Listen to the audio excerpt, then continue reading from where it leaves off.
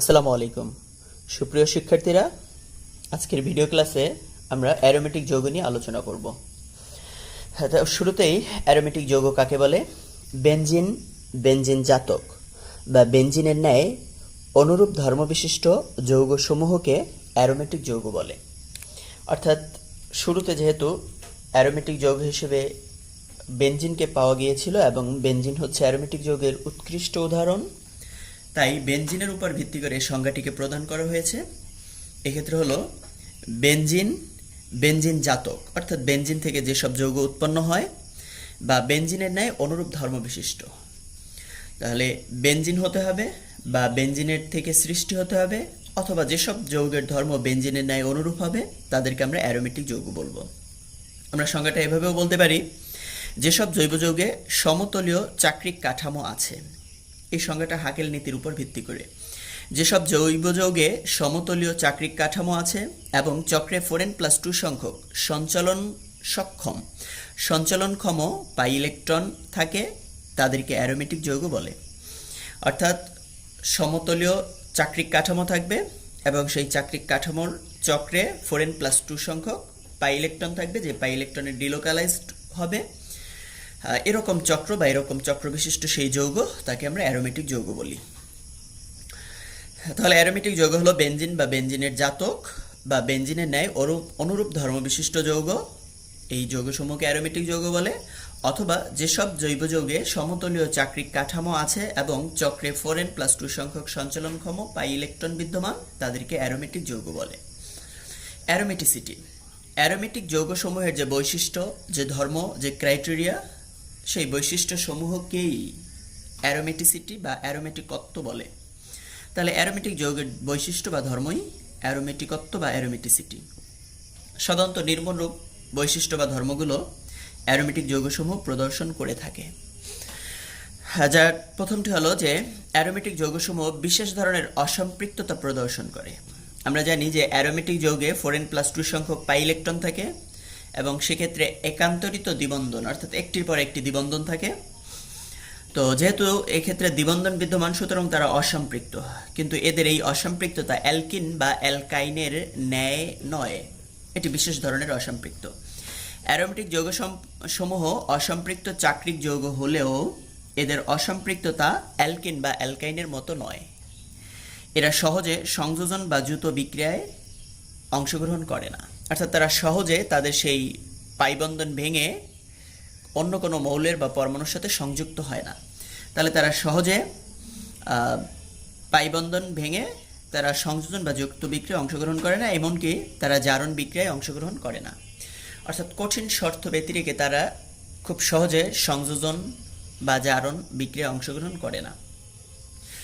তাহলে আমরা বলতে পারি যে অ্যালকিন বা অ্যালকাইন এরা খুব সহজেই তাদের পাইবন্ধন ভেঙে নতুন পরমাণু বা অণুর সাথে যুক্ত হতে পারে, কিন্তু অ্যারোমেটিক যৌগসমূহ তারা তাদের সেই পাইবন্ধন ভেঙে যুক্ত হতে পারে না। এর মানে অ্যারোমেটিক যৌগসমূহ অসম্পৃক্ত চাক্রিক হলেও তাদের এই অসম্পৃক্ততা অ্যালকিন বা অ্যালকাইনের মতো নয়। এরা সহজে সংযোজন বা দ্রুত এমনকি জারণ বিক্রিয়াও প্রদর্শন করে না। তাহলে আমরা বুঝতে পারছি যে এদের এই অসম্পৃক্ততা হচ্ছে একটি বিশেষ ধরনের অসম্পৃক্ততা, যেটা অ্যালকিন বা অ্যালকাইনের মতো অসম্পৃক্ততা নয়। প্রতিস্থাপন বিক্রিয়া, অসম্পৃক্ত হওয়া সত্ত্বেও যেহেতু অ্যারোমেটিক অসম্পৃক্ত আর অ্যালকিন অ্যালকাইন তারাও অসম্পৃক্ত, যারা অসম্পৃক্ত তারা সাধারণত সংযোজন বিক্রিয়া দেবে, কিন্তু অ্যারোমেটিক যৌগ এরা অসম্পৃক্ত হওয়া সত্ত্বেও এরা সংযোজন বিক্রিয়া প্রদর্শন করে না, বরং তারা প্রতিস্থাপন বিক্রিয়া প্রদর্শন করে। তাহলে অসম্পৃক্ত হওয়া সত্ত্বেও অ্যারোমেটিক যৌগ সংযোজন বিক্রিয়া না করে প্রতিস্থাপন বিক্রিয়া অংশগ্রহণ করে। যেমন বেনজিন তার একটি হাইড্রোজেন প্রতিস্থাপনের মাধ্যমে nitration, sulphonation, halogenation, alkylation, acylation প্রভৃতি প্রতিস্থাপন বিক্রিয়া প্রদর্শন করে।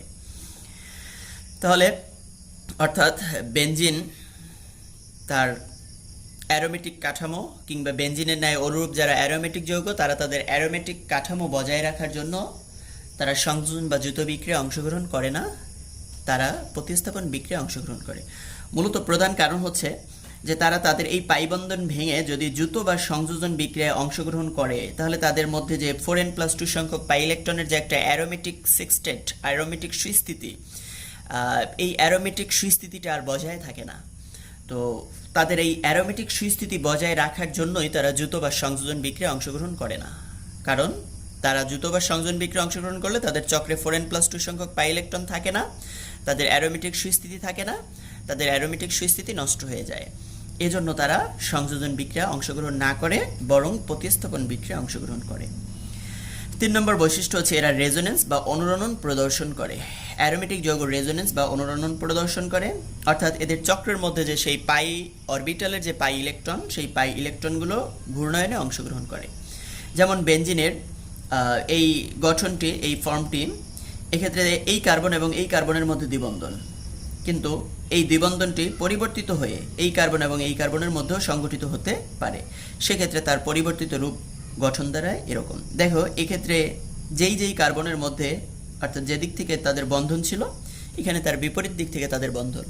এর মানে হচ্ছে তাদের এই পাই আণবিক অরবিটালগুলো, সেই পাই অরবিটালগুলোতে যে পাই ইলেকট্রন আছে, পাই আণবিক অরবিটালগুলো আছে, সেই অরবিটালগুলো উভয় দিকে অভিলেপিত হতে পারে। উভয় দিকের পাই অরবিটালের সাথে অভিলেপিত হয়ে পাই কাঠামো তৈরি করে, পাই বলয় তৈরি করে। সেই পাই বলয়ে পাই ইলেকট্রনগুলো ঘূর্ণায়নরত অবস্থায় থাকে। তাহলে আমরা তার গঠন কাঠামোকে এভাবেও দেখাতে পারি, এভাবেও দেখাতে পারি। এর দ্বারা এটাই বোঝা যাচ্ছে যে তার মধ্যকার পাই ইলেকট্রনগুলো ঘূর্ণায়নরত অবস্থায় আছে, ডিলোকালাইজড, সঞ্চালন সক্ষম, এরা সঞ্চালন অবস্থায় আছে।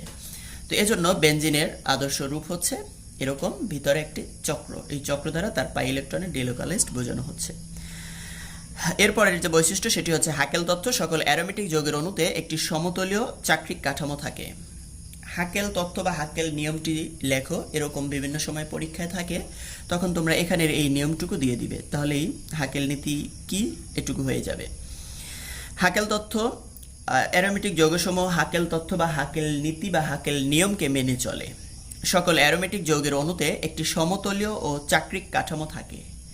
তাহলে শর্ত হচ্ছে যে অ্যারোমেটিক যৌগ হতে হলে হাকেলের নীতি অনুসারে তাদেরকে একটি সমতলীয় চাক্রিক কাঠামো থাকতে হবে, যার উপরে ও নিচে সঞ্চরণশীল পাই আণবিক অরবিটাল থাকে। তাহলে সেই অ্যারোমেটিক যৌগের চাক্রিক কাঠামো থাকবে পাই আণবিক চাক্রিক কাঠামো, সমতলীয় চাক্রিক কাঠামো। এই সমতলীয় চাক্রিক কাঠামোর উপরেও পাই আণবিক অরবিটাল, নিচেও পাই আণবিক অরবিটাল থাকবে। 2 নম্বর শর্ত, পাই আণবিক অরবিটালে 4n+2 সংখ্যক সঞ্চালনক্ষম পাই ইলেকট্রন থাকবে, যেখানে n এর মান 0, 1, 2 ইত্যাদি পূর্ণ সংখ্যা হবে। তাহলে পাই আণবিক অরবিটালে 4n+2 সংখ্যক পাই ইলেকট্রন থাকবে, এই পাই ইলেকট্রনের ডিলোকালাইজড হবে এবং n এর মান হতে হবে পূর্ণ সংখ্যা। তাহলে আমাদের এই দুটি শর্ত, এই নীতিটাই হচ্ছে এই দুটি শর্তের যে নীতি, এই নীতিকেই হাকেল নীতি বলা হয়। সকল অ্যারোমেটিক যৌগ এই হাকেল নীতি মেনে চলে। তাহলে হাকেল নীতি হলো যে সকল অ্যারোমেটিক যৌগের অণুতে একটি সমতলীয় ও চাক্রিক কাঠামো থাকে, যার উপরে ও নিচে সঞ্চরণশীল পাই আণবিক অরবিটাল থাকবে।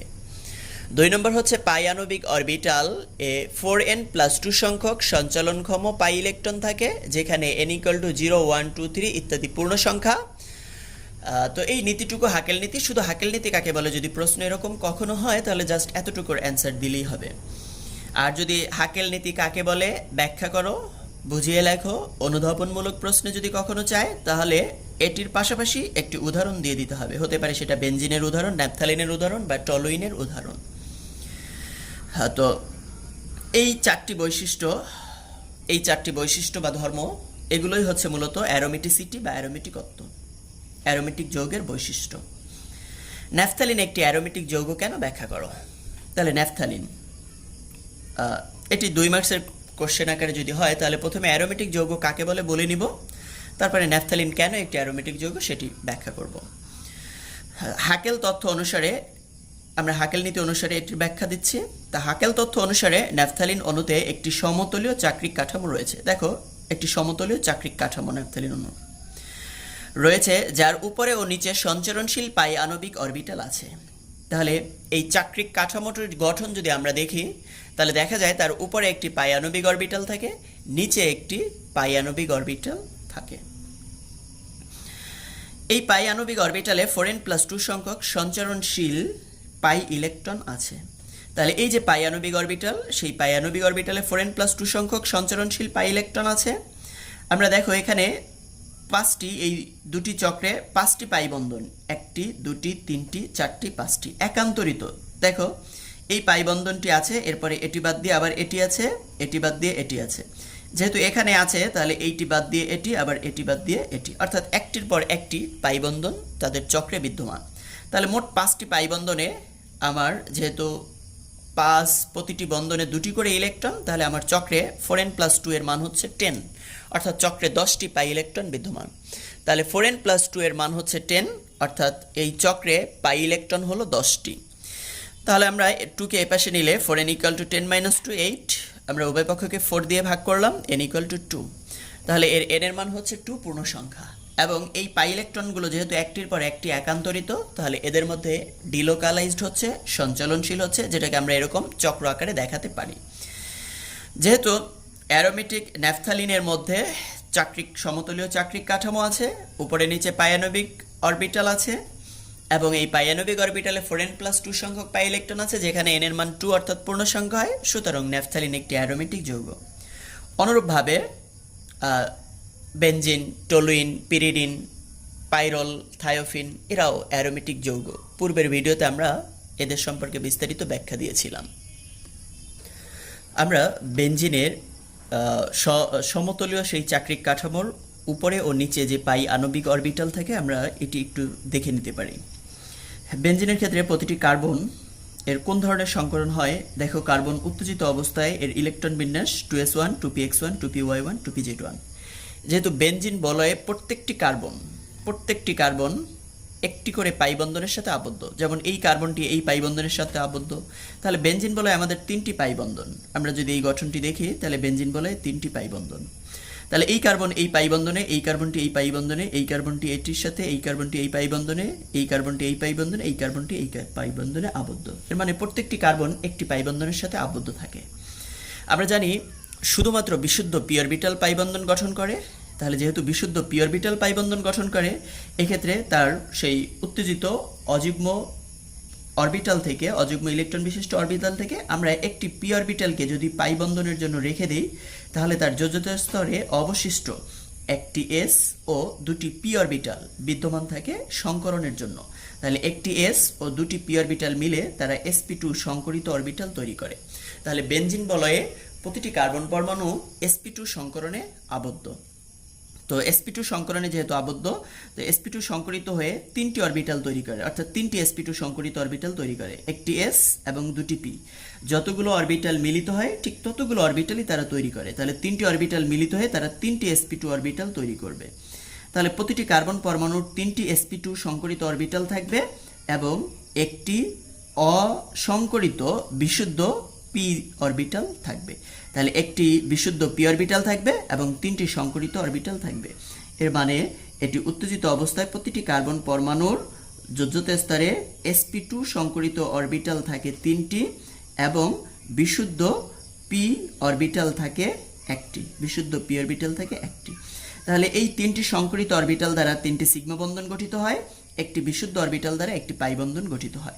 তাহলে এই কার্বন তার সিগমা বন্ধন, এটি হচ্ছে একটি সিগমা বন্ধন, এটি একটি সিগমা বন্ধন, এটি একটি সিগমা বন্ধন, এবং এটি হচ্ছে তার সেই বিশুদ্ধ পি অরবিটাল দ্বারা গঠিত পাই বন্ধন। এর মানে আমরা বলতে পারি প্রতিটি কার্বন পরমাণু তার 3টি সংকরিত অরবিটাল দ্বারা 3টি সিগমা বন্ধন গঠন করবে এবং একটি অসংকরিত অরবিটাল দ্বারা পাই বন্ধন গঠন করবে। আমরা যদি এর sp2 সংকরিত অরবিটাল চিত্রটা দেখি, তাহলে আমরা নিম্নরূপ গঠন দেখতে পাবো।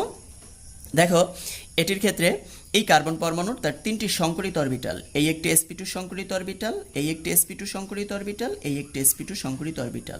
তাহলে সেই 3টি sp2 সংকরিত অরবিটালে দুটি sp2 সংকরিত অরবিটাল অপর কার্বন পরমাণুর sp2 সংকরিত অরবিটালের সাথে যুক্ত হয়। আর অন্য যে sp2 সংকরিত অরবিটালটি, তাহলে এই সংকরিত অরবিটাল, এই অরবিটাল এরা কার্বনের সাথে যুক্ত, আর অপর যেটি এটি হাইড্রোজেন পরমাণুর s অরবিটালের সাথে সিগমা বন্ধনে আবদ্ধ। তাহলে এটাকে আমরা বলতে পারি sp2s sigma bond, sp2s sigma bond. আর এই ক্ষেত্রে এই কার্বন এবং এই কার্বনের মধ্যে এই বন্ধনটা হচ্ছে sp2 sigma bond, sp2 sigma bond.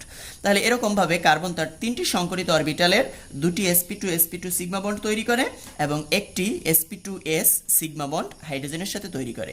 প্রত্যেকটি কার্বনই তার এই অপর সেই সংকরিত অরবিটালটি হাইড্রোজেনের সাথে সিগমা বন্ধনে অর্থাৎ CH বন্ধন তৈরি করে। এর প্রত্যেকটি হাইড্রোজেনের সাথে CH বন্ধন তৈরি করে। তাহলে এটি হচ্ছে বেনজিনের সিগমা বন্ধনের গঠন রূপ বা সিগমা বন্ধনের কঙ্কাল। তো প্রত্যেকটা কার্বনের কাছেই কিন্তু এই অবস্থায় তাদের একটি করে বিশুদ্ধ পি অরবিটাল রয়ে গেছে, যে পি অরবিটালটির বন্ধন আমরা দেখাইনি। তাহলে প্রত্যেক কার্বন পরমাণুর কাছেই কিন্তু একটি সেই বেজোর ইলেকট্রন বিশিষ্ট বিশুদ্ধ পি অরবিটাল, যেই পি অরবিটাল দ্বারাই মূলত সে তার পাই বন্ধন গঠন করবে।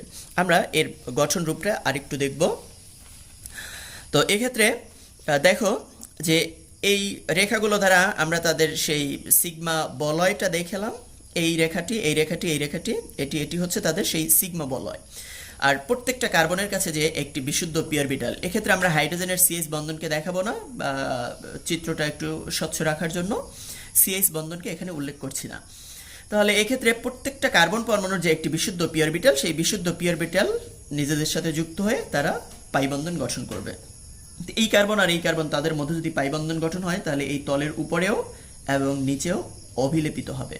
আবার এটি বাদ দিয়ে পরবর্তী কার্বনে যদি হয় তাহলে এটি উপরে, এটি নিচে অভিলেপিত হবে। এই বন্ধনটি বাদ দিয়ে আবার এখানে তাদের মধ্যে যদি পাই বন্ধন গঠিত হয় তাহলে এটি উপরে এবং এটি নিচে এভাবে অভিলেপিত হবে।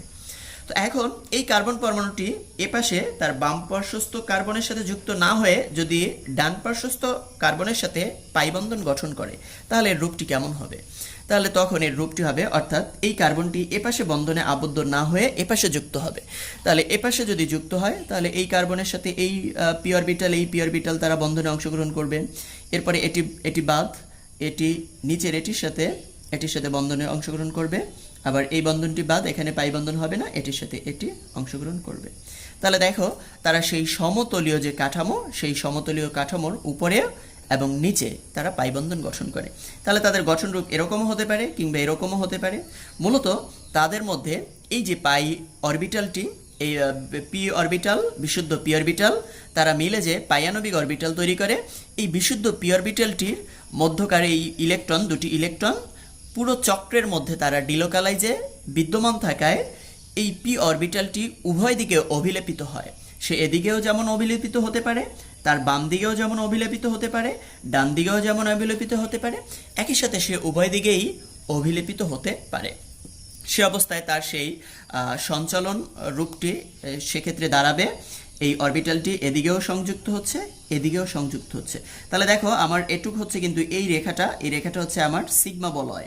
আমার সিগমা বলয়টুকু সেই সিগমা বলয়ে বা সমতলীয় কাঠামোর উপরে এবং নিচে দেখো পাই বন্ধন গঠিত হবে। এখন আমরা একটু সমতলীয় কাঠামোটাকে একটু গাঢ় করে নিলাম, বোল্ড করে নিলাম। তো এখন এর দেখো উপরে এই পি অরবিটাল এপাশেও সে অভিলেপিত হতে পারে, এপাশেও অভিলেপিত হতে পারে, আবার এই পি অরবিটাল এপাশে হলো, এপাশেও হতে পারে। আবার এর উপর থেকে এই অরবিটাল এখানেও হলো, নিচেরটার উপরের অংশের সাথে অভিলেপিত হতে পারে। আবার এটি এর উপরের অংশের সাথে অভিলেপিত হতে পারে, এটি এর উপরের অংশের সাথে অভিলেপিত হতে পারে।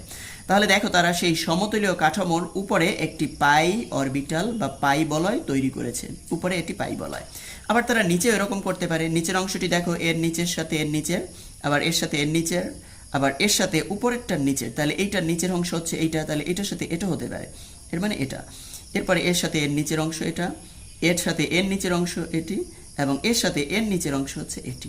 তাহলে দেখো আমার সেই মাঝখানের বোল্ড বা কালো মোটা রেখা যেটি, এটি হচ্ছে সেই সমতলীয় চাক্রিক কাঠামো, যার উপরেও হচ্ছে পাই আণবিক অরবিটাল। এই যে উপরের এই অংশটুকু হচ্ছে পাই আণবিক অরবিটাল বা পাই বলয়, আবার নিচের এই অংশটুকু হচ্ছে একটি পাই বলয়। তাহলে দেখো এক্ষেত্রে চক্রের উপরে এবং নিচে উভয় ক্ষেত্রেই এরকম পাই বলয় গঠিত হতে পারে, এবং অ্যারোমেটিক যৌগে এরকম পাই বলয় গঠিত হয়, যেটা হাকেল নীতিতে বিদ্যমান ছিল। যেহেতু বেনজিনে এরকম হচ্ছে, সুতরাং বেনজিন নিঃসন্দেহে একটি অ্যারোমেটিক যৌগ। অ্যারোমেটিক যৌগের প্রস্তুতি হিসেবে আমরা উৎকৃষ্ট সেই বেনজিনের প্রস্তুতিই দেখছি। তো ডিকার্বক্সিলেশন বিক্রিয়া দ্বারা বেনজিনের প্রস্তুতি, বেনজোইক অ্যাসিডের সোডিয়াম লবণ। আমাদের অ্যালকেন প্রস্তুতির ক্ষেত্রে আমরা এই বিক্রিয়াটি প্রয়োগ করেছিলাম। তো এক্ষেত্রেও আমরা এই বিক্রিয়াটি ডিকার্বক্সিলেশনের মাধ্যমে বেনজিনকে প্রস্তুত করব। তো বেনজোইক অ্যাসিডের সোডিয়াম লবণ, যেটাকে বলা হয় সোডিয়াম বেনজয়েট, এর সাথে সোডা লাইম সহ যদি আমরা উত্তপ্ত করি তাহলে বেনজিন পাওয়া যায়। তাহলে বেনজোইক সোডিয়াম বেনজয়েট বা বেনজোইক অ্যাসিডের সোডিয়াম লবণ, সোডিয়াম বেনজয়েট, এর সাথে soda lime, caustic soda, calcium অক্সাইডকে লাইম, এদের মিশ্রণকে বলা হয় সোডা লাইম। লাইম মানে চুন, তাহলে ক্যালসিয়াম অক্সাইড লাইম এবং কস্টিক সোডা সোডিয়াম হাইড্রোক্সাইড এদের মিশ্রণ। তো এই মিশ্রণের সাথে যখন বিক্রিয়া করবে, আমরা এর আগে দেখিয়েছিলাম RH অ্যালকেন RH, এটা যখন প্রস্তুত তখন COO নিয়েছিলাম, যেখানে COO টুকু সোডিয়াম কার্বনেটে পরিণত হয় RH এর সাথে যুক্ত হয়। তাহলে এখানে বেনজিনের মতো এই অংশটুকু R এর কাজ করছে, তাহলে এটু এখান থেকে এই H কে নিবে, তাহলে এই H কে নিয়ে এখানে যদি Hটা যুক্ত হয়, তাহলে যুক্ত হলে এই খালি হাতে এই COO এইটুকু বাদ দিয়ে এখানে যদি আমরা Hটাকে যুক্ত করে দেই, তাহলে আমার বেনজিন তৈরি হয়ে যায়। আর COO অংশটুকু এখানে ONA এর সাথে যুক্ত হয়, তাহলে NNA, তাহলে দুটি সোডিয়াম, একটি কার্বন, দুটি আর একটি তিনটি অক্সিজেন, অর্থাৎ Na2CO3 সোডিয়াম কার্বন। বেনজিন থেকে একটি হাইড্রোজেন অপসারণ করলে যে মূলকটি পাওয়া যায় তাকে মূলত ফিনাইল মূলক বলা হয়। তাহলে ফিনাইল অংশটুকু এই হাইড্রোজেনের সাথে যুক্ত হয়ে বেনজিনে তৈরি হলো, ফিনাইল মূলকটুকু হাইড্রোজেনকে নিয়ে বেনজিনে তৈরি হলো, এবং কার্বক্সি সোডিয়াম অংশটুকু সোডিয়াম অক্সাইডের সাথে যুক্ত হয়ে সোডিয়াম কার্বনেট তৈরি করলো। তাহলে এই প্রক্রিয়ায় আমরা সোডিয়াম বেনজয়েট কিংবা বেনজোইক অ্যাসিডের সোডিয়াম লবণ থেকে বেনজিন তৈরি করতে পারি। এরপরে ফেনল হতেও আমরা বেনজিন তৈরি করতে পারি। এক্ষেত্রে আমাদের ফেনলকে জিঙ্ক গুঁড়ার সাথে মিশিয়ে যদি পাতন করা হয়, তাহলে রিফ্লাক্স করলে ফেনল বিজারিত হয়ে বেনজিনে পরিণত হয়। আমরা জিঙ্ক গুঁড়া সহ ফেনলকে উত্তপ্ত করলাম, 400 ডিগ্রি সেলসিয়াস তাপমাত্রায় উত্তপ্ত করলে জিঙ্ক এখানকার অক্সিজেনকে নিয়ে জিঙ্ক অক্সাইড তৈরি হয়, এবং ওই হাতে বেনজিনের এই হাতে হাইড্রোজেনটি বসে গিয়ে বেনজিন উৎপন্ন হয়। তাহলে ফেনল জিঙ্কের গুঁড়া সহ যদি উত্তপ্ত করা হয়, উত্তপ্ত করে যদি পাতন করা হয়, তাহলে বেনজিন উৎপন্ন হয়। আমরা এর আগেও দেখেছিলাম ইথাইন গ্যাস থেকে আমরা বেনজিন তৈরি করতে পারি। বেনজিন হচ্ছে ইথাইনের পলিমার। তাহলে ইথাইন গ্যাসকে 400 ডিগ্রি সেলসিয়াস তাপমাত্রায় উত্তপ্ত লৌহ নলের ভিতর প্রবাহিত করলে 3 অণু ইথাইন যুক্ত হয়ে বেনজিন উৎপন্ন করে। তাহলে 3 অণু ইথাইন উত্তপ্ত তপ্ত লৌহ নল, তো তপ্ত লৌহ নলের মধ্যে দিয়ে 400 ডিগ্রি সেলসিয়াস তাপমাত্রায় ইথাইনকে যদি প্রেরণ করি আমরা, তাহলে ইথেন গ্যাস এর মধ্যে দিয়ে প্রবাহিত হয়ে বেনজিনে পরিণত হয়। আমরা শিল্পক্ষেত্রে বেনজিনের উৎপাদন দেখব। 1934 সালে বিজ্ঞানী মিৎসার্লিস গাম বেনজোইন হতে প্রথমে বেনজিন প্রস্তুত করেন। তো বেনজোইন হতে এই বেনজিন প্রস্তুত করেন এবং এর নামকরণ করেন বেনজিন। অতঃপর 1945 সালে বিজ্ঞানী হফম্যান আলকাত্রা হতে বেনজিন নিষ্কাশন করেন, এবং এই আলকাত্রা থেকে বেনজিন নিষ্কাশনের ক্ষেত্রে প্রায় 900 ডিগ্রি সেলসিয়াস তাপমাত্রায় কয়লাকে উত্তপ্ত করে এর বিয়োজন ঘটিয়েই মূলত এই বেনজিন উৎপন্ন করেন, এবং শিল্পক্ষেত্রে বর্তমানেও এই কয়লা থেকেই বেনজিন উৎপাদন করা হয়। তো আমরা কয়লা থেকে কিভাবে বেনজিন উৎপাদন করা হয় এই পদ্ধতিটি একটু দেখব। তো কয়লা থেকে বেনজিন উৎপাদনের মূল প্রক্রিয়াটি হচ্ছে অন্তর্ধূম পাতন বা বিধ্বংসী পাতন। তাহলে বিধ্বংসী পাতন কি? যে প্রক্রিয়ায় বায়ুর অনুপস্থিতিতে আবদ্ধ পাত্রে আবদ্ধ পাত্রে কোনো কঠিন পদার্থকে উচ্চ তাপে বিয়োজিত করা হয় এবং উৎপন্ন পদার্থকে ঘনীভূত করে সংগ্রহ করা হয়, তাকে অন্তর্ধূম পাতন বা বিধ্বংসী পাতন বলা হয়। কয়লার অন্তর্ধূম পাতন প্রক্রিয়ায় প্রাপ্ত কোল গ্যাস বা আলকাত্রা হতে লঘু তেল প্রস্তুত করা হয়। তাহলে অন্তর্ধূম পাতন প্রক্রিয়ায় আমরা যে কোল গ্যাস পাবো বা আলকাত্রা পাবো, এ থেকে লঘু তেল প্রস্তুত করা হয়। কোল গ্যাস বা আলকাত্রা, তা থেকে প্রথমে লঘু তেল প্রস্তুত করা হয়। এই লঘু তেলে বেনজিন, টলুইন, জাইলিন। বেনজিনের মাথায় একটি মিথাইল মূলক থাকলে সেটিকে আমরা টলুইন বলি, এবং দুটি থাকলে সেটিকে আমরা জাইলিন বলি। তাহলে এই লঘু তেল, কোল গ্যাস থেকে লঘু তেল বা আলকাত্রা থেকে যে লঘু তেল, সেই লঘু তেলে থাকে বেনজিন, টলুইন, জাইলিন ইত্যাদি অ্যারোমেটিক হাইড্রোকার্বনের মিশ্রণ, এবং সাথে সাথে কিছু অপদ্রব্য পিরিডিন, থায়োফিন, অ্যানিলিন, ফেনল ইত্যাদি উপস্থিত থাকে। তো লঘু তেল থেকে বিভিন্ন প্রক্রিয়ার মাধ্যমে অপদ্রব্যসমূহ দ্রবীভূত করে বেনজিন, টলুইন ও জাইলিনের মিশ্রণ থেকে মূলত বেনজিনকে পৃথক করা হয়। আর এই মিশ্রণকে আংশিক পাতন করলে 80 থেকে 82 ডিগ্রি সেলসিয়াস তাপমাত্রায় বেনজিন সংগৃহীত হয়। তো কয়লার অন্তর্দম পাতন করলে পাতিত তরল অংশ হিসেবে যে কালো ভারী জৈব স্তর পাওয়া যায় তাকেই মূলত আলকাত্রা। তাহলে আমরা কয়লার অন্তর্দম পাতন অর্থাৎ বায়ুর অনুপস্থিতিতে পাতন করলে পাতিত তরল হিসেবে যে কালো ভারী জৈব স্তর, এই ভারী জৈব স্তরটি হচ্ছে মূলত আলকাত্রা। এটি প্রায় 200টি যৌগের মিশ্রণ, যার অধিকাংশই হচ্ছে বিভিন্ন অ্যারোমেটিক যৌগ। আলকাত্রার আংশিক পাতন প্রক্রিয়াটি 3 ধাপে সংঘটিত হয়ে আমরা বিশুদ্ধ বেনজিন পেতে পারি। তো প্রথম ধাপ হচ্ছে লঘু তেল উৎপাদন। আলকাত্রাকে আংশিক পাতন করলে 170 ডিগ্রি সেলসিয়াস তাপমাত্রায় লঘু তেল পাওয়া যায়। আলকাত্রাকে আমরা আংশিক পাতন করব। প্রথমে আলকাত্রা জৈব স্তর পৃথক করে নিয়ে একে 170 ডিগ্রি সেলসিয়াস তাপমাত্রায় আংশিক পাতন করলে আমরা লঘু তেল পাবো। তাহলে প্রথম ধাপ হচ্ছে আমাদের লঘু তেল উৎপাদন। দ্বিতীয় ধাপ লঘু তেল থেকে বেনজিন। লঘু তেলে benzene, toluene, xylene, benzene, toluene, xylene অপদ্রব্য হিসেবে সামান্য পরিমাণ ফেনল, পিরিডিন, অ্যানিলিন, থায়োফিন ইত্যাদি থাকে। যেখানে ফেনল হচ্ছে অম্লধর্মী, পিরিডিন হচ্ছে ক্ষারধর্মী, অর্থাৎ সেক্ষেত্রে অম্লধর্মী ক্ষারধর্মী পদার্থ উভয় পদার্থই এই অপদ্রব্যের মধ্যে থাকে। তো এই অপদ্রব্য দূর করার জন্য একে গাঢ় সালফিউরিক অ্যাসিড দ্বারা ধৌত করা হয়। তাহলে আমরা লঘু তেল, এই লঘু তেলকে গাঢ় সালফিউরিক অ্যাসিড দ্বারা ধৌত করব।